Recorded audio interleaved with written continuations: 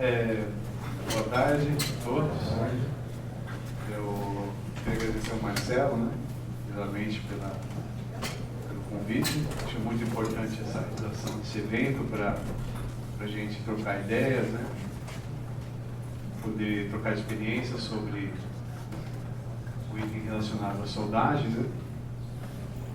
Eu, como o Marcelo falou, eu sou engenheiro da Volkswagen, sou mestre e doutorando pela Universidade de São Paulo. Meu orientador é o professor Dr. Sérgio Duarte Brandi. E também dou aula no PS, na USP, no curso de especialização na área de soldagem, mais especificamente em soldagem por resistência, custos de soldagem e automação da soldagem, que é a minha área, e também a minha área de pesquisa no mestrado e no doutorado relacionado à soldagem por resistência.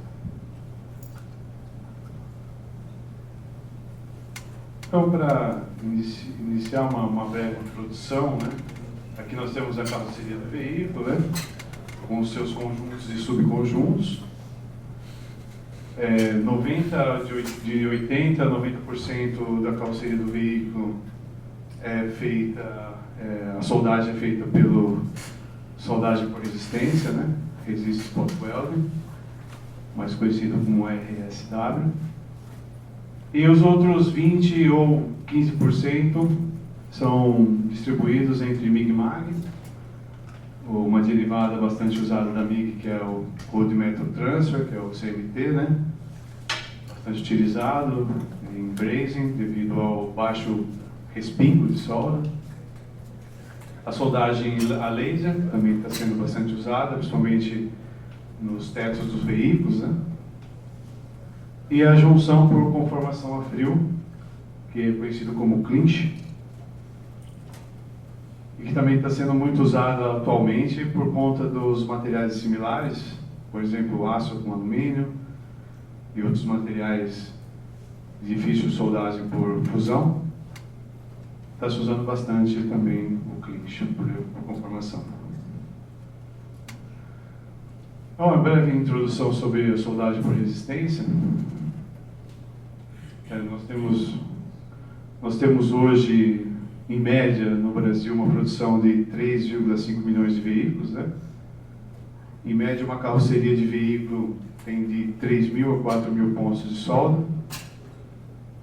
Então, gerando aí mais ou menos por ano 14 bilhões de pontos de solda, né? Então, isso nos evidencia a importância desse processo, principalmente na área automotiva, né? Na construção de estruturas de carrocerias e também nas linhas brancas, né? Bom, aqui nós temos uma representação esquemática da soldagem a ponto. Então nós temos aí os eletrodos de cobre, ou uma liga de cobre, normalmente é cobre zircônio, refrigerados a água, e as chapas sobrepostas, né? E com a passagem da corrente elétrica existe uma resistência maior no meio entre as chapas, e por aquecimento por efeito Joule, como aqui entre as interfaces da chapa o aquecimento é maior, ver uma fusão com material líquido, né, entre as chapas. Então essa tipo de soldagem é pressão e fusão, tá? Aqui uma macrografia de um ponto de solda, apenas para exemplificar. Aqui na parte mais escura no meio nós temos a parte fundida, a parte um pouquinho mais clara aqui é a ZAC, né? Zona afetada pelo calor. E normalmente o que a gente controla no diâmetro de solda durante o processo produtivo é o diâmetro, esse diâmetro interno de fusão, que normalmente, conforme norma, é de 3,5 a 5 vezes a raiz da espessura da chapa. Então, em função da espessura da chapa, nós temos o controle desse diâmetro. E aqui a gente vê uma marca externa do ponto de solda, né, olhando externamente na chapa, nós temos aqui, nós chamamos essa profundidade de indentação. Essa profundidade também é controlada no processo produtivo, não pode passar de 20%. Nas ensaios de extração, normalmente são aprovados se passar de 20%, mas os testes dinâmicos, que são os testes de fadiga, normalmente têm problemas de trincas, então a gente controla isso no processo, deixando sempre acima de 20%. Só uma pergunta, você faz mastografia para controlar a soda direto todo dia? Não, nós fazemos por ultrassom. Ultrassom. Macografia é mais no começo dos projetos. Quando vai começar? Quando vai começar, aí faço algumas macografias e alguns pontos que tem dúvida de algumas falhas que dá durante o processo. E isso aí vai na carroceria do carro, né? Sim. Só da conta do carro. Sim, são mais de 3.500 pontos por carroceria. Por carro? Por carro. Aí depende, aí é uma média, né? Em caminhões e tal, chega até 6.000 pontos. Nossa. É bastante. Mas é lógico, você tem os pontos críticos, né, que você faz. Alguns. Né? Sim, exato. Mas no começo do projeto são todos analisados, né, com ultrassom. E aí, quinzenalmente, é destruída uma carroceria. É o único teste destrutivo depois que a linha de produção está aprovada, né? Mas no dia a dia se faz as análises por ultrassom. Ela é Resende? Não, em São Bernardo. Então. São Bernardo. Sim. Ela faz caminhão também? Não, só carros de passeio. Caminhão em Resende, né? Em Resende. E nós também trabalhamos com ultrassom. E nós fazemos isso que você falou. Fazemos com a parte do ultrassom e aí, no final do mês aí corta e compara. Pra ver se une. E graças a Deus dá tudo certo. O ultrassom aprovou, reprovou. Sim. Então, muito bom. Essa comparação mesmo. Muito bom. Muitas empresas montadoras já tiraram essa parte destrutiva, né? Mas algumas ainda mantêm de 15 em 15 dias. Pelo menos uma carroceria tira aleatoriamente do processo, destrói ela inteirinha para ver Mas no dia a dia eu uso só ultrassom de máquina. Bom, aqui acho que eu tenho que apertar aqui, tem um filminho, passar rapidinho.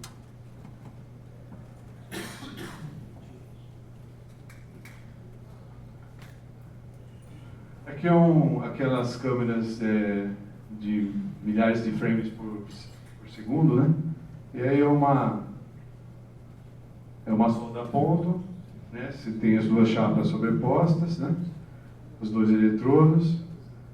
Essa parte que está saindo antes da fusão é o zinco, né? O zinco tem a fusão de 450 graus, então ele vai antes, né? E aí a maior resistência na passagem da corrência aqui no meio, onde vai começar o material líquido a ser formado.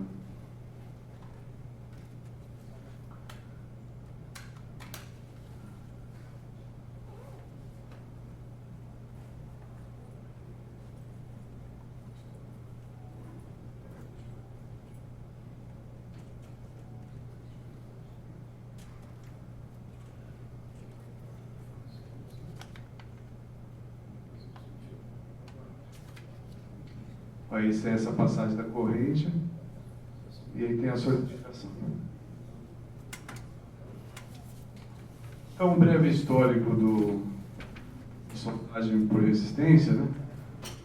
Começou no século XIX com o engenheiro Leo Thomson, pegou os resultados do Joule, né? E patenteou o primeiro mecanismo de soldagem, que hoje nós conhecemos como soldagem a topo, onde nós temos a passagem da corrente aqui pelos cabos, né? Isso é um desenho esquemático, e aqui no meio tem a maior resistência à passagem da corrente fazendo a fusão.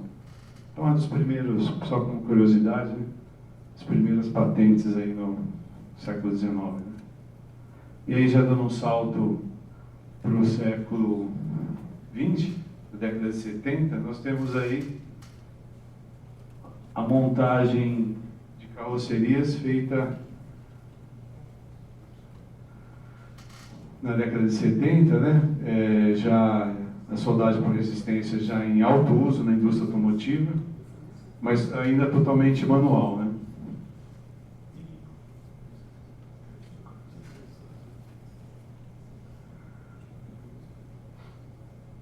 E totalmente ergonômico, né? A ergonomia.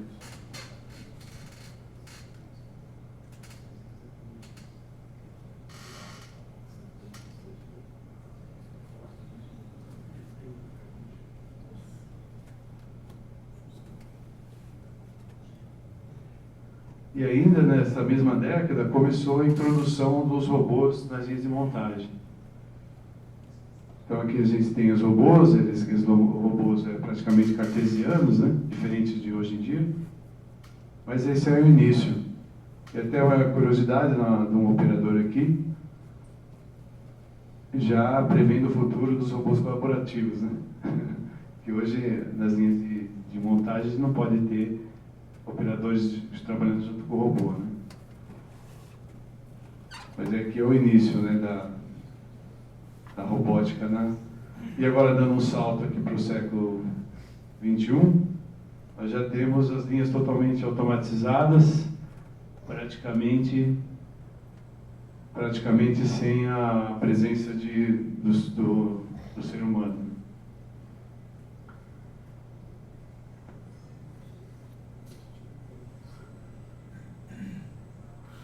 É um processo fácil de ser automatizado, né? Um ponto de solda, ele tem uma vantagem de ser de baixo custo. Ele é 0,03 reais por ponto, é muito baratinho, né, esse processo. Mas com milhares de pontos acaba ficando até um pouco mais, dá em volta de 7 reais por carro, mais ou menos, né? E o desafio hoje que vemos, né,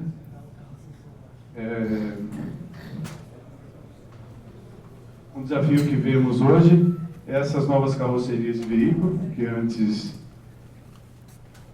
eram praticamente chapas de baixo carbono, não tinha muitas, a composição química não era tão diferente. E hoje em dia, os engenheiros de carroceria, eles fazem isso com a gente e pedem para a gente soldar, né?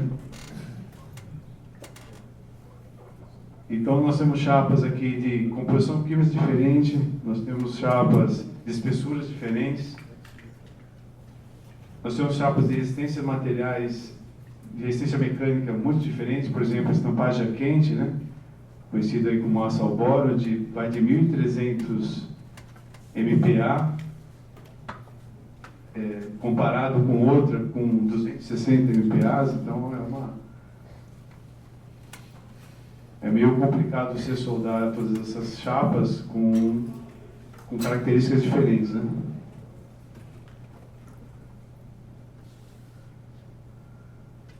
Então, o que a gente vê, principalmente pelas chapas ao boro, que é chapa estampada quente, devido a ter uma resistência muito alta mecânica, né? É 130 kg por milímetro quadrado.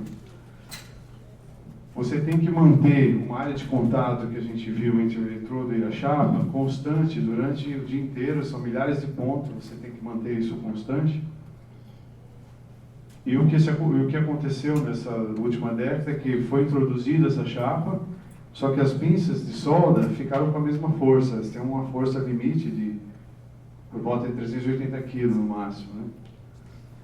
E a gente, num artigo que a gente fez com o Rubens, que é um aluno do PS, que trabalha na General Motors, nós fizemos uma fórmula e que a força entre os eletrodos é dependente da tensão de escoamento, né?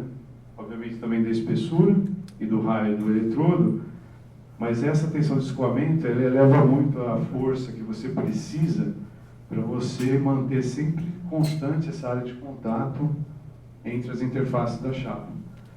Então a gente viu, a gente fez uma análise, como se o ponto de solda fosse uma viga bem apoiada, né? E a gente observou que essa chapa hot stamp, com hot stamp, né, com duas chapas hot stamp soldadas juntas, né, precisa de uma força de aproximadamente 900 quilos.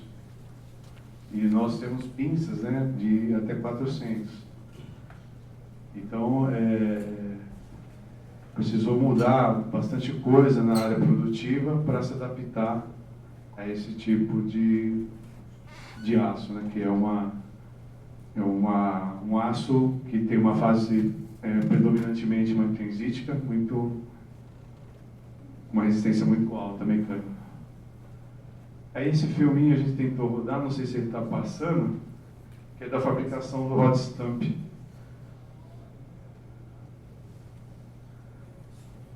Está um pouco devagar, vamos ver se ele...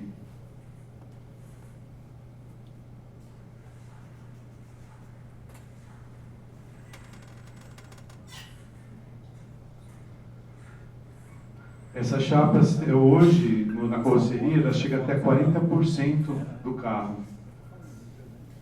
Então, começou com 7%, e hoje nós estamos a 40% utilizando essas chapas, e ela diminuiu o peso do carro, chegando a 30% da carroceria do veículo com essa chapa. Você, aumentando a resistência, você consegue diminuir a espessura da chapa.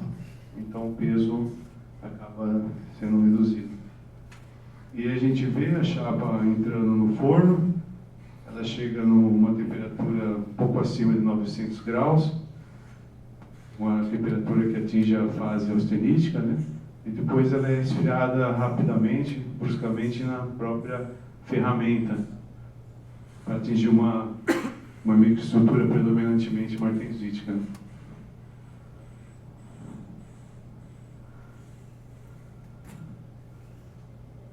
Eu acho que ela não quer entrar, chapa.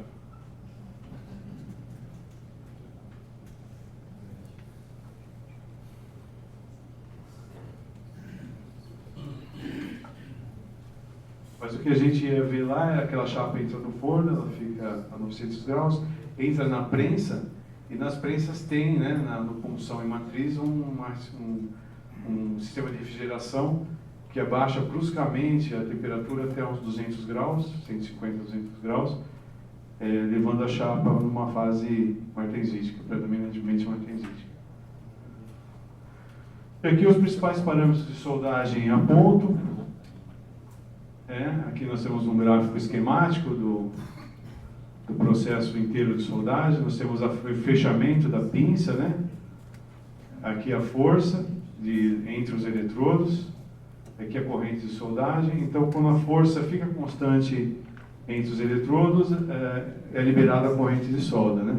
Para você manter uma constante na soldagem. Depois de um tempo, geralmente 0,1 segundos, a gente libera a pinça para o tempo de solidificação. E aqui a formulinha da energia térmica, a quantidade necessária de energia térmica para se fazer um ponto de solda, né? Que é dependente da resistência da chapa, a corrente de soldagem e o tempo de soldagem. Aí vimos aqui que a corrente elevada ao quadrado é a mais sensível para fazer a quantidade de calor suficiente. Então, normalmente no processo produtivo, se precisa diminuir o ponto de solda ou aumentar o ponto de solda, a gente mexe na corrente de soldagem, deixando a força constante e às vezes também mexe no tempo, mas a força é sempre constante. A força a gente é empiricamente tabelada pela espessura, né? A não ser casos de chapas novas que a gente está usando aquela formulinha mostrada anteriormente, para pelo menos ter um direcional de força. Outro fenômeno importante de mostrar é o fluxo de calor, né? Devido a essas novas chapas serem de composição química diferente, de espessuras diferentes, é importante que a gente tenha um fluxo de calor equilibrado para você ter um ponto de solda simétrico, né? Ter essa simetria conforme exemplo aqui. Com essas novas chapas, como tem composição química diferente e espessuras muito diferentes, o que acontece é que muitas empresas, né, deixam os eletrodos de diâmetros iguais. E fazendo o diâmetro igual, nós temos uma assimetria na massa fundida, como é mostrado aqui. A maioria do fluxo de calor vai para cima, pegando só uma pequena parte, né, da chapa mais grossa. Então é facilmente visto aqui pela formulinha do fluxo de calor, né? Então a gente tem aqui o coeficiente de condutividade é constante, a temperatura atingida é a temperatura de fusão é constante praticamente, né? E quando se muda a espessura da chapa, a gente só pode ter uma alternativa, é mudar a área de contato do eletrodo para fazer essas duas ficarem com um fluxo igual, né? Fluxo de calor pelo menos parecido. Como aqui o exemplo. Por exemplo, nós temos uma chapa 3 vezes maior, aqui uma área de contato um pouquinho menor, né? E aqui um pouquinho maior para fazer pelo menos um equilíbrio, né? E é importante mostrar isso porque às vezes a gente vai pedir para o processo eletrodos diferentes e obviamente tem custos mais caros, né? E aí o pessoal fala, não, solda assim mesmo, mas a física não deixa soldar assim, né? Então a gente acaba tendo uma janela operacional muito pequena, né? Que é mostrada aqui. Esse aqui é um diagrama de soldabilidade, que a gente chama de janela operacional, onde todos os pontos aqui no gráfico mostrado de azul são parâmetros aprovados conforme norma. Então, normalmente, a gente faz essas janelas operacionais para encontrar um ponto ótimo de parâmetros, né? A gente fixa uma força que tem o tempo e a corrente. Então, aqui a gente encontra um parâmetro ideal dentro da janela operacional. E quando você tem aqueles eletrodos iguais, com fluxos de calor diferentes, né? Sem a compensação, essa janela operacional fica muito pequena. E aí os parâmetros de soldagem ficam difícil de você ter uma robustez no processo. Então é importante essa prática de fazer esse diagrama de soldabilidade e comparar, né, fazer a compensação dos eletrodos diferentes, de áreas diferentes, e comparar. É difícil as montadoras fazerem esse diagrama de soldabilidade, porque ele realmente demora um pouco para ser feito, né? Você precisa fazer vários pontos de solda. Mas depois de feito, você tem um banco de dados que você consegue achar o parâmetro de solda ideal durante o processo. Que normalmente, como é feito? Você acha um parâmetro no processo empiricamente. Então, às vezes, você encontra um parâmetro empiricamente, ele está bem na fronteira do limite do aprovado ou reprovado, né? E fazendo janela operacional, você pode colocar um parâmetro bem no meio, bem aqui em cima, onde você tem toda uma área ainda de recurso.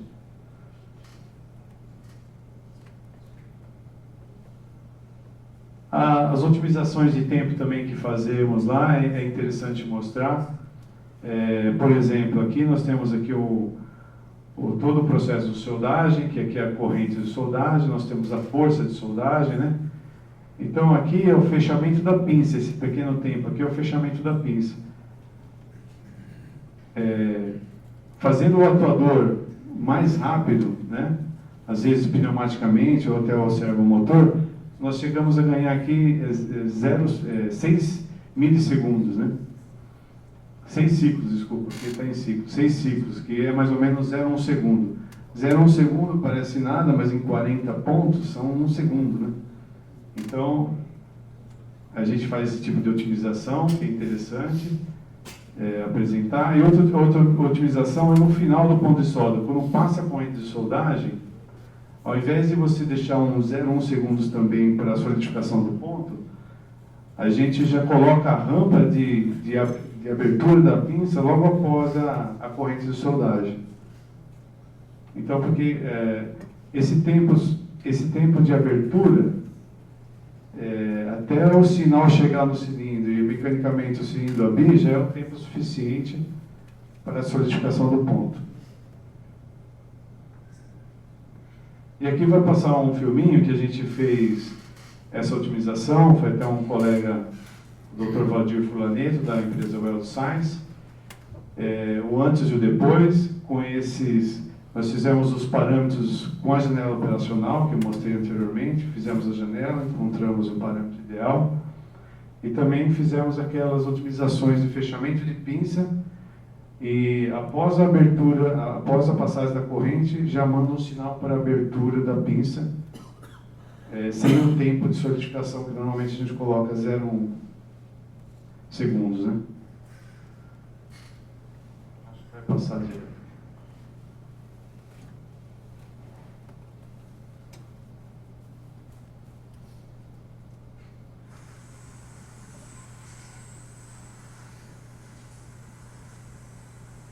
Então, esse lado é o lado que estava no processo e aqui é o lado otimizado, né?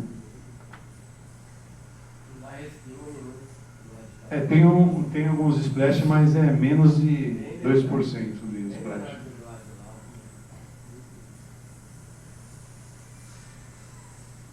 É importante ressaltar que esses splash, essa expulsão de material, ela não é boa para solda, porque como é uma solda autógena, ela necessita desse material fundido no meio. O que vocês vêem saindo aí, o material fundido, está dentro da solda, porque ela fragiliza, principalmente em ensaios dinâmicos, né, de fadiga.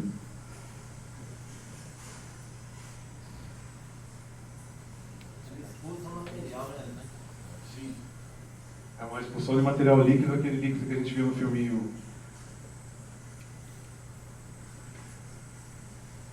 Qual a marca das máquinas? Normalmente a gente usa During, né? During? Alemanha? Isso. Mas tem outras marcas também agora. Serra não. Serra Não, da Argo sim. Da Argo. Serra da Espanha. Sim.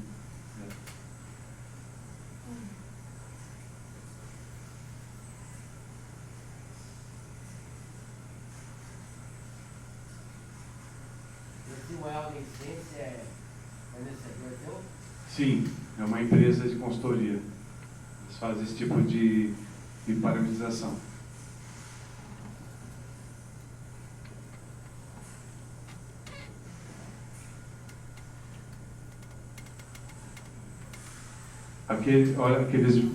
Aqueles milissegundos, né?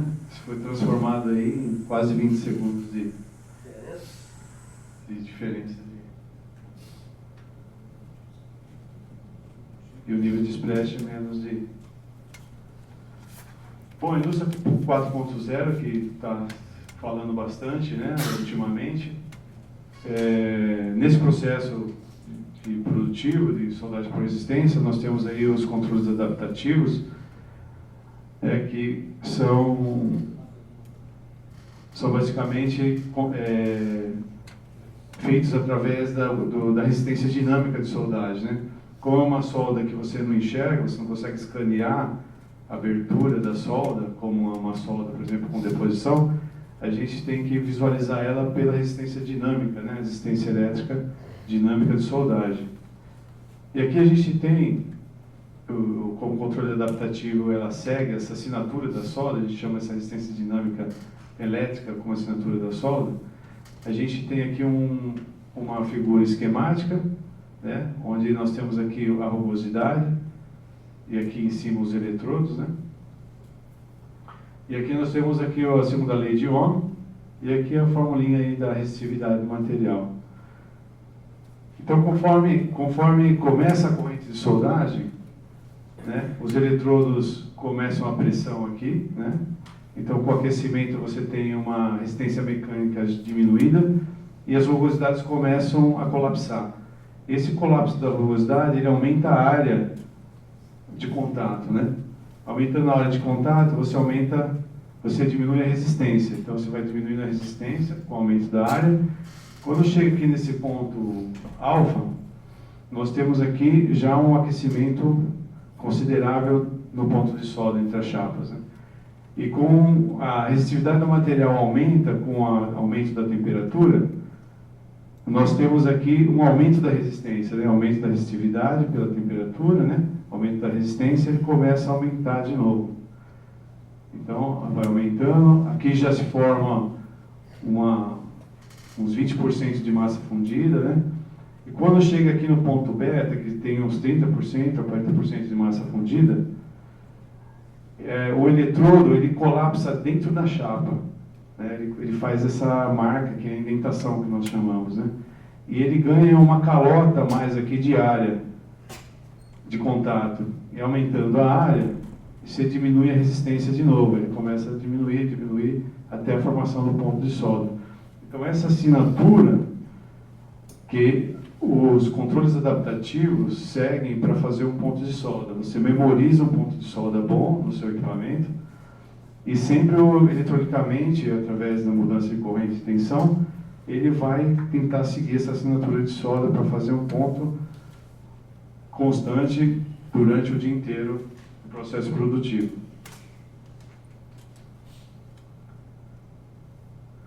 Aqui um exemplo, né, isso são dimensões reais do equipamento, né, do ponto de solda. Então ele vai seguindo essa assinatura para fazer um ponto bom. Então o controle adaptativo que nós fazemos é através da resistência dinâmica, né? Isso para a indústria 4.0 é importante porque ela tende a controlar o processo sem interferência do ser humano, né? E através desse controle que ainda requer um pouco mais de desenvolvimento, né? Mas já está bem robusto ainda a esse processo, né?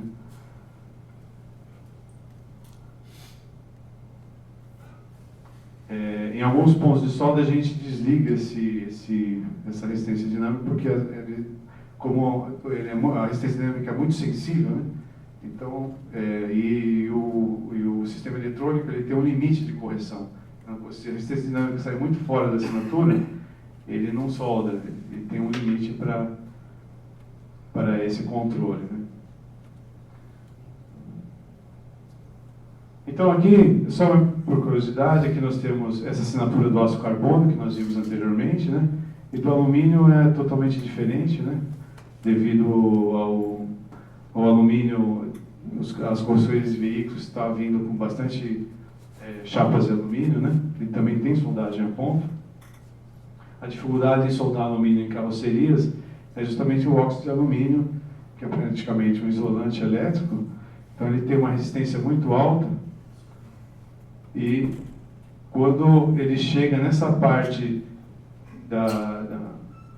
do aquecimento, né, que ele vai subir por aquecimento aqui da resistência, ele mecanicamente ele colapsa e não consegue colapsa, os eletrodos entram na chapa, então ele forma uma assinatura diferente do aço carbono. Ele não chega a aquecer, ele não chega ele ganha muita área aqui, não chega a temperatura não chega a subir, a resistência não chega a subir pela temperatura, né? Então, apenas por curiosidade, que a assinatura do aço carbono é uma, né, do alumínio é outra. Pesquisas que estão se desenvolvendo para fazer esse controle durante a soldagem também é pela expansão térmica. Então, nas pinças tem uma célula de carga adaptada, né, que ela mede a expansão térmica do ponto de solda. Então aqui nós temos material líquido, né? A expansão volumétrica do líquido é aproximadamente 3 vezes a do sólido.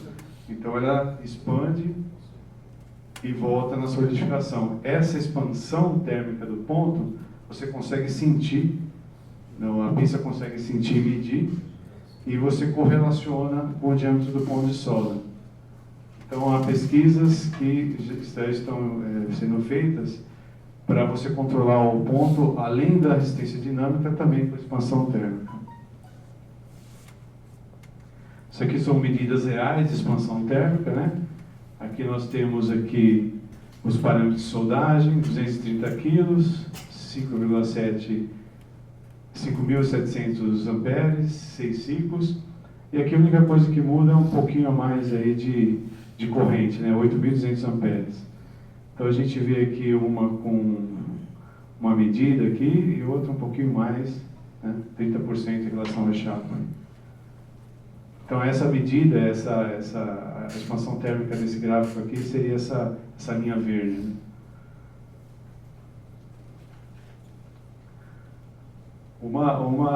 Então nós vimos que os parâmetros de soldagem são força, tempo e corrente.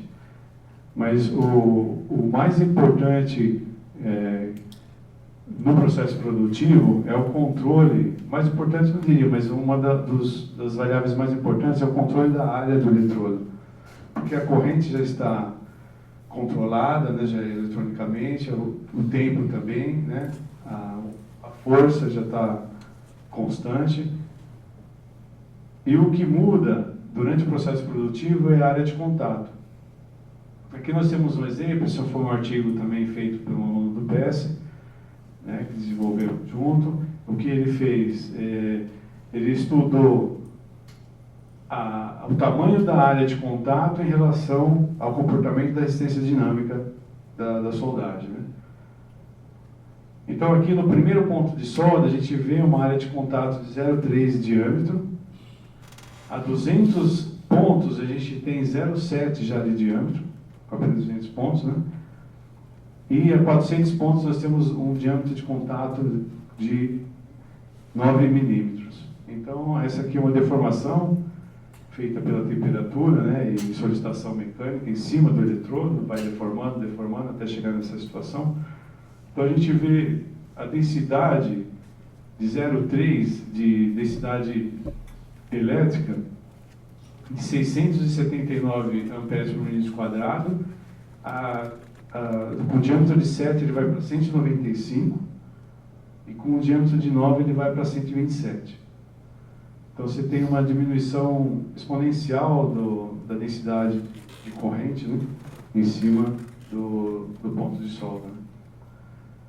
E conforme essa área vai aumentando, né, essa área de contato vai aumentando, a resistência vai diminuindo, e a formulinha de calor aqui, o calor vai diminuindo também, né? Então o ponto vai ficando pequeno.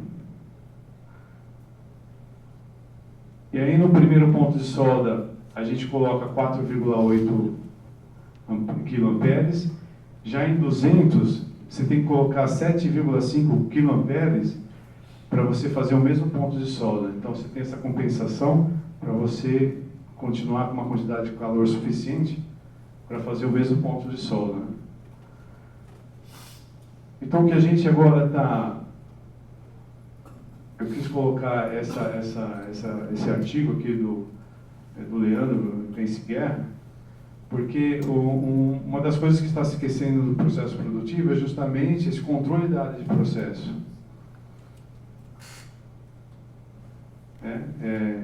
Essa área está se fazendo muitos controles, né, de resistência dinâmica, controles de vários itens da soldagem, e o principal, que é essa deformação, não se está fazendo o devido controle, né, a devida atenção para essa deformação, né. Hoje em dia tem-se câmeras, tem escaneamento dessas deformações para você conseguir um controle mais apurado, né, durante o processo produtivo. Esse é o diâmetro do ponto? Não, esse é o diâmetro de contato do eletrodo. Ele vai deformando. Ah, tá. Quando você compõe ele novinho, né? Isso. Aí ele vai gastando, ele vai ficando com a maior área de contato. Isso. Então, ele aumentando a área de contato, você diminui a resistência. Diminuindo a resistência, você diminui o calor E aí o ponto vai diminuindo, né? Ele vai diminuindo. E aqui ele comparou com a resistência dinâmica.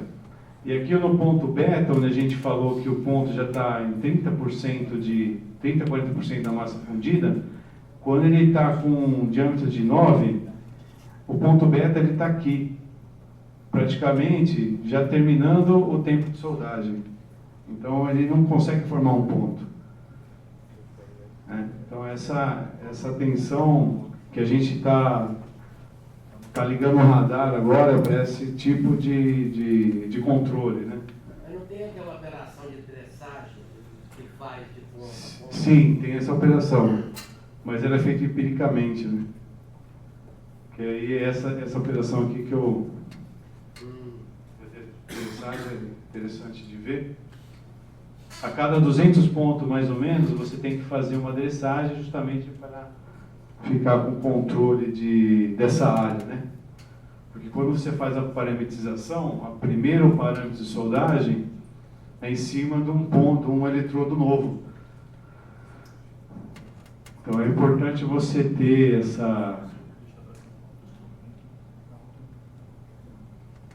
essas fresas bem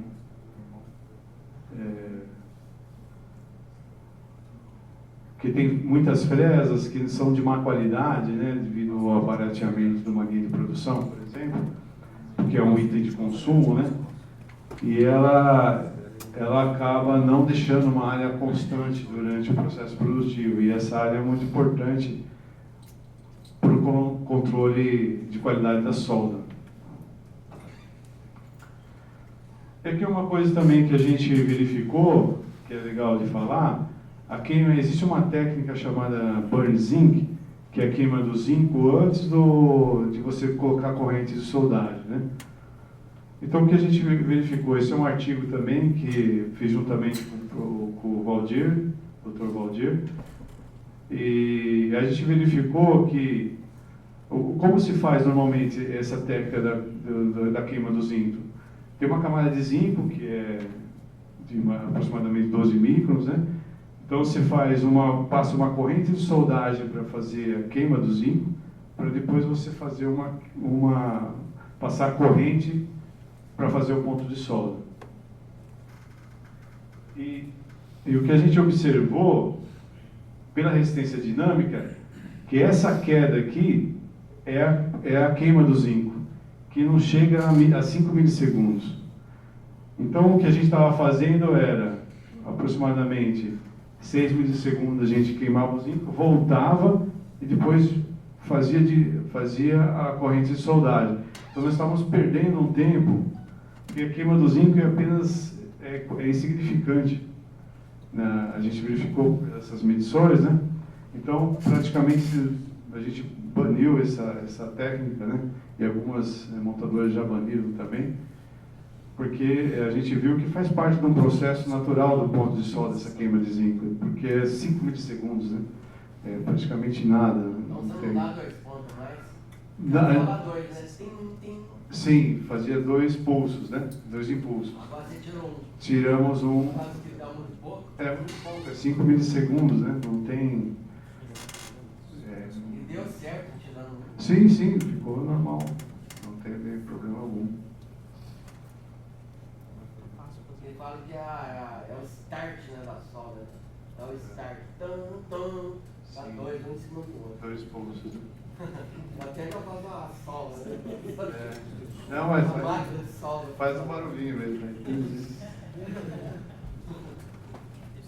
Né? Outra coisa interessante de mostrar nós fazemos um controle por ultrassom, né, que a gente dito anteriormente, e para essa técnica você tem que fazer uma análise dos pulsos, né, do eco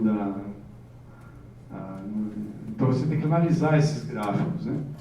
Então existe um curso que você faz e tal, tem uma especialização, tem toda uma situação em que você verifica se há massa fundida ou não no ponto, né, com esses transdutores. E aí hoje em dia é utilizado em bastante lugares no mundo esse ultrassom de imagem, que aquele ultrassom que vimos anteriormente, ele tem um transdutor só, ele dá um pulso só, né? Esse aqui você tem uma matriz de sensores, onde você faz a varredura do ponto, são 52 sensores, né? E eles geram uma imagem do ponto de solda. Aquele apenas mede a espessura. Se ele está acima daquela indentação de 20%, que eu comentei anteriormente, ou não. Esse não, esse você não precisa de fazer leitura daqueles gráficos. Qualquer pessoa pode ir lá, colocar o transdutor em cima do ponto de solda, ele faz a varredura, né? Com uma matriz, né? De 52 sensores, e ele te dá o diâmetro, aqui é o diâmetro já, ele gera um diâmetro, o diâmetro do ponto de solda 5,5 aqui. Né? Aí já você consegue ver se está aprovado ou não, sem analisar o gráfico, né? Fazer uma análise dos gráficos. Uma outra técnica que está também já há algum tempo funcionando está mais desenvolvido que isso, é uma foto antiga, né? Mas são transdutores já colocados na própria pinça. Ele consegue visualizar a formação da massa fundida. Então, durante a formação do ponto de solda, ele consegue ver a massa fundida, né? Então aqui é um exemplo, tá vendo? Aqui ele verifica, né? Durante o processo de soldagem, que é 200 milissegundos, 300 milissegundos, essa formação da massa fundida, para anunciar ponto de solda ou não. A gente comentou inicialmente que o processo a laser na carroceria de veículos, né, também é utilizado. Aqui tem um processo de uma simulação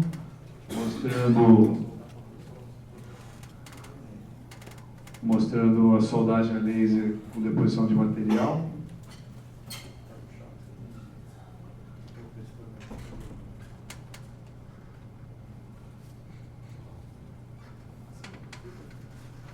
Esse é um exemplo que a gente usa no teto do veículo, né? Não sei se vocês perceberam, mas nos carros da Volkswagen não tem aquele borrachão. A maioria dos carros não tem. Então, a união do teto com a lateral do carro é feita com uma deposição a laser de cobre-silício, né? Brazing. Pode ter um filminho aqui.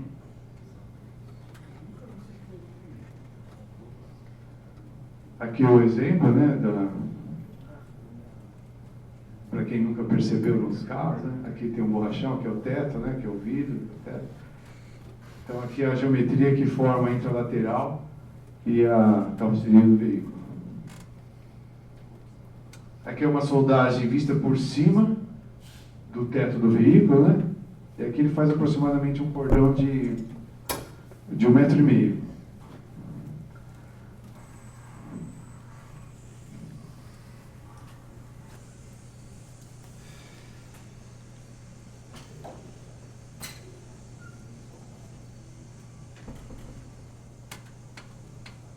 É exatamente igual aquela animação que a gente viu, né? O arame fica em cima entre o teto e a lateral do carro e o laser faz a fusão entre os dois, né? Como é cobre-silício, é uma soldagem brazing.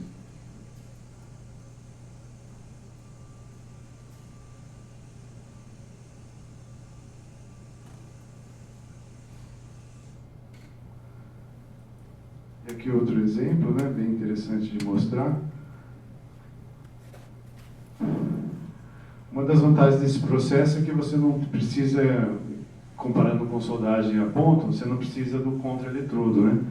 Você só joga a luz na peça, né, o que é um laser, e faz a soldagem.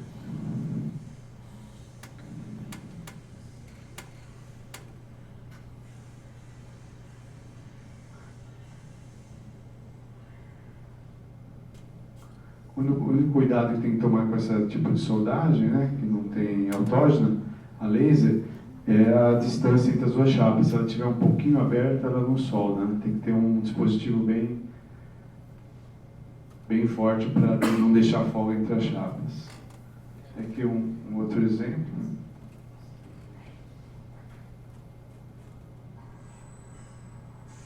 Aí mais uma demonstração da potência do laser, né? Aí o ponto focal deve estar a mais de 1,5 m de distância, só para uma demonstração aí da potência do laser, né?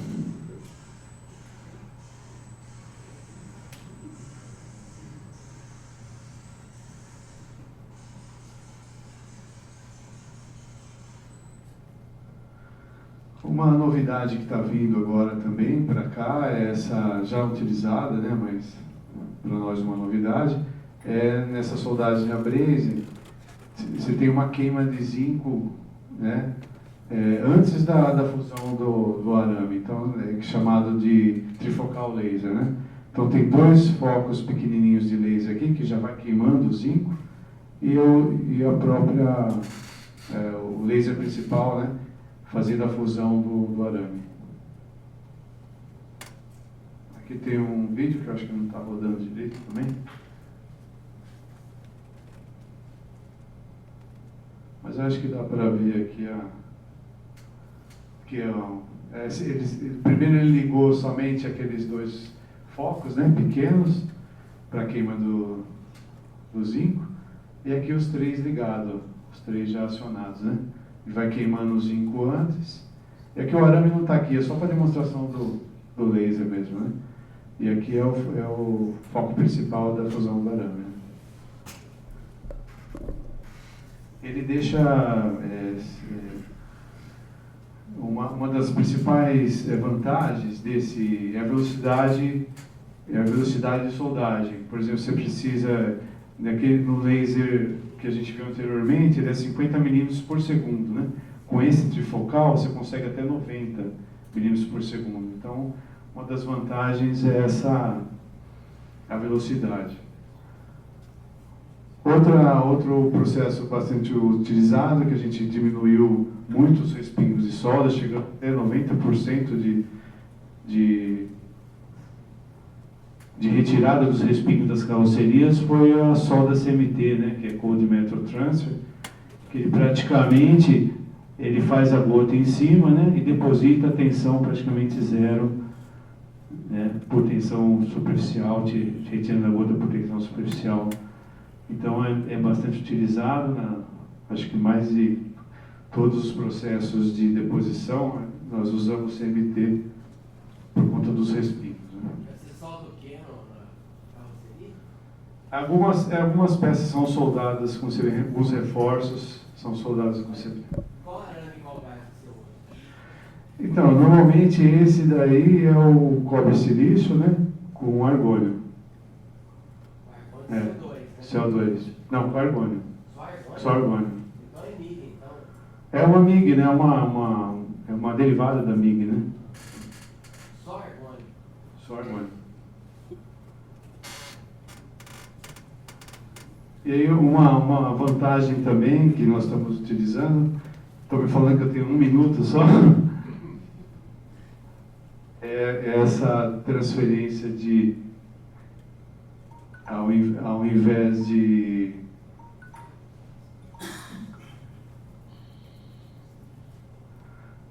de fazer a programação com o joystick, se faz com a própria manuseio do robô, né? Isso para nós é uma vantagem grande, porque você pode posicionar onde quiser.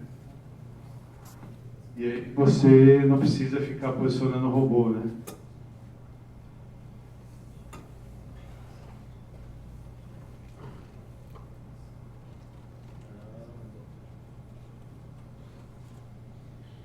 Qual robô que é? Esse é da Yaskawa. Esse aqui, né? Motoman, isso, Yaskawa Motoman. Japonês. Japonês. Japonês, né?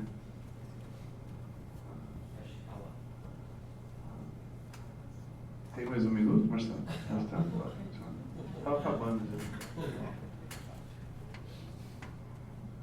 Como que chama esse controle? Acho que é touch, se eu não me engano.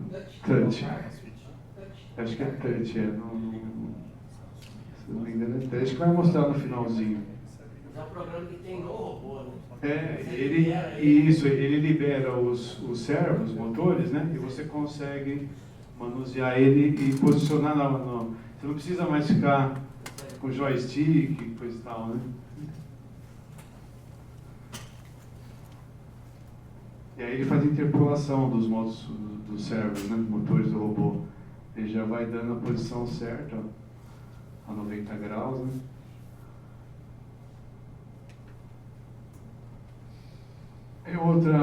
O que a gente está usando bastante agora também é devido a essas chapas similares, né? Até aço com alumínio, essa junção por conformação a frio, que a gente chama de clinch. Então ela tem esse ângulo negativo aqui, né? E formada pela esse punçãozinho, né? E essa é a cara dele, fica aí uma vista por cima, por baixo, desculpa aqui, do ponto. Né? Tem que tomar um pouco de cuidado com esse tipo de... Ele nos ajuda bastante, porque diminui muito o peso do carro, mas ele tem uma força apenas de 40% do ponto de solda. Então, tem que saber onde usar, porque as solicitações mecânicas dele, principalmente em 90 graus, são muito baixas. Né? Aqui tem um filminho, mas acho que não estava passando. Vamos ver. Não estava passando. Tá bem. Mas tem uma estação de solda apenas com ele. Solda não, de junção, né? Também não está passando.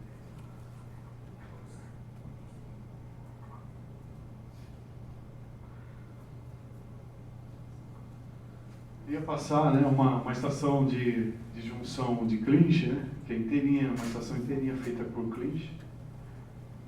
Mas após esse clinch tem algumas soldas com deposição e solda a ponto, porque não pode ser 100% clinch devido àquilo que eu falei, né, 40% só da força a ponto. E aqui as simulações que a gente está usando bastante, né, por causa da indústria 4.0. Eu acho que o que mais está desenvolvido da indústria 4.0 aqui no Brasil são essas simulações, esses softwares, né?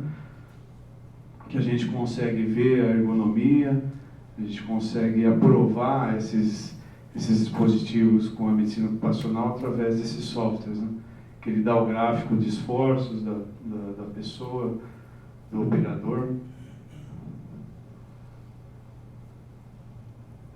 Tem outra simulação, que aí já é de uma ilha de soldagem, que você consegue ver o tempo de solda, você consegue ver as colisões, se vai ter colisões entre o robô e a peça, se você vai conseguir ter um tempo de ciclo ideal para o seu processo produtivo. Então, para nós está sendo bem útil, que antes era um pouco empírico essa parte, né? Fica muito próximo do real. Uma coisa legal também de mostrar a realidade aumentada, que a gente está usando bastante, né? Através dos QR Codes, você tem um espaço, né? E através desses QR Codes, desses hologramas, você consegue verificar perfeitamente os espaços que você tem para trabalhar no seu processo produtivo. Né? Isso é muito interessante, porque você vê realmente no espaço que você tem. Né?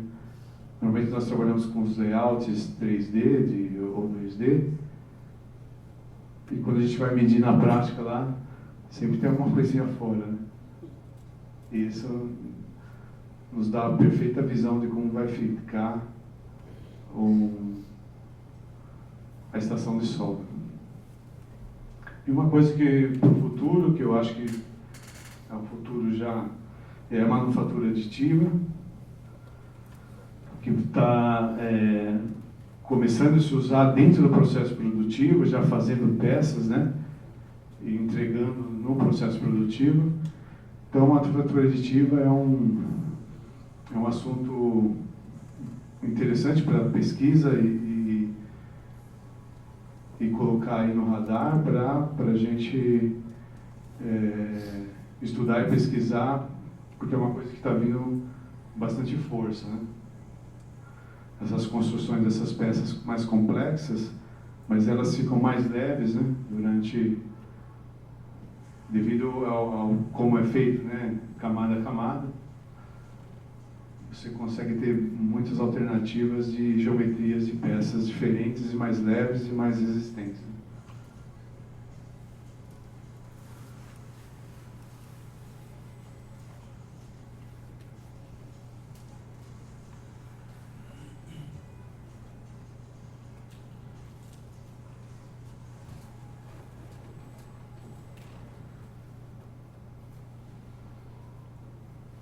Aí está mostrando, obviamente, aquela manufatura aditiva com cama de pó metálico, mas tem aquelas também que feita com aqueles bicos coaxiais, né? 3D, né? É uma impressora 3D. Vai imprimindo.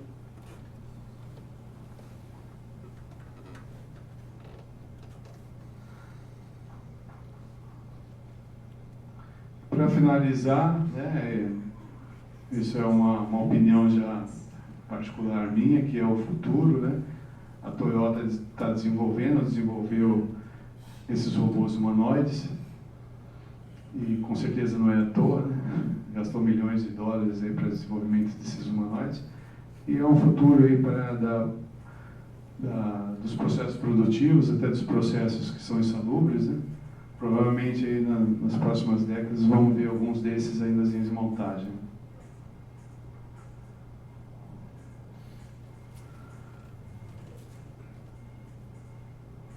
A GM também, junto com a NASA, tem um humanoide deste. Não está rodando muito bem, mas é isso aí.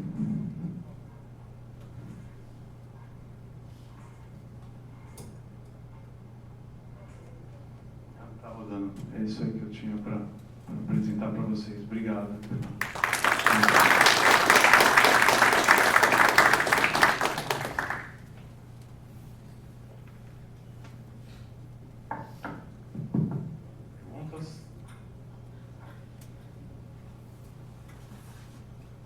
Márcio, uma pergunta.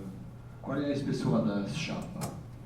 Eles são as mesmas, por exemplo, na Volkswagen, na Renault, na Mercedes, na BMW? Sim, elas variam de 0,6 a 3 milímetros no máximo, essas chapas. Ok. No máximo. As chapas externas, 0,7, 0,6.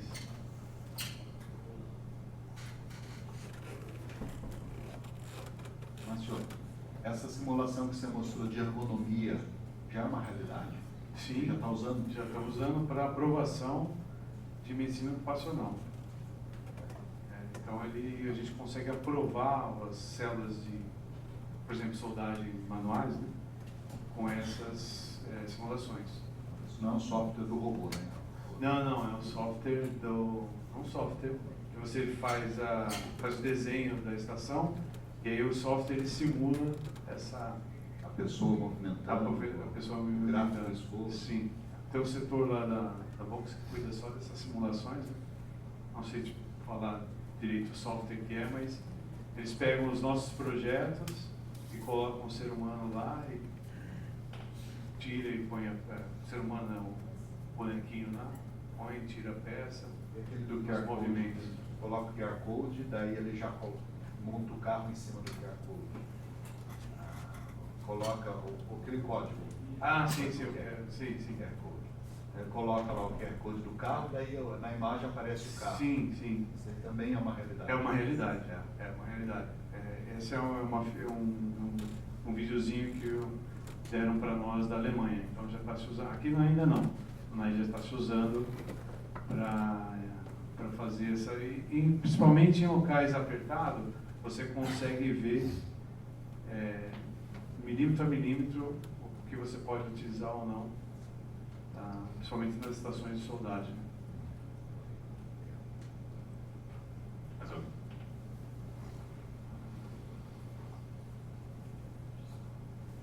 Márcio, Wagner.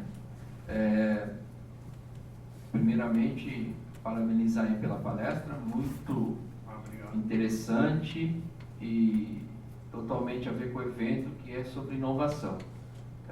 Soldagem por resistência, a gente aprende lá nos primeiros cursos do Senai e tal, né? E vem aprendendo também na faculdade, tudo. A gente trabalha em outra área, óleo e gás, essas coisas, e eu não tinha noção que estava nessa nível de evolução. Realmente surpreendeu e de maneira positiva, muito legal. Só esse comentário, muito bom. Tá, ok, obrigado. Mais alguém?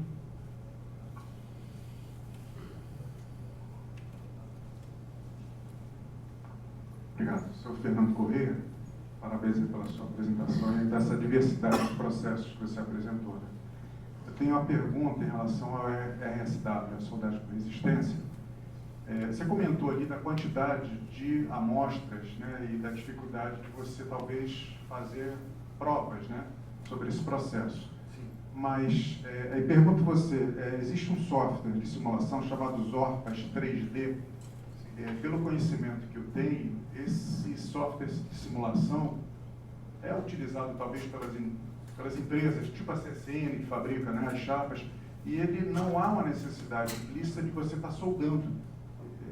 Parece que alguns fabricantes, não é o seu caso da Volkswagen, já pré-aprovam uma simulação feita por esse software, o que você economiza muito, né, nessas provas que se comentou em termos de tempo. Isso procede em relação à fabricação de veículos da Volkswagen também, ou qualquer outra situação de indústria?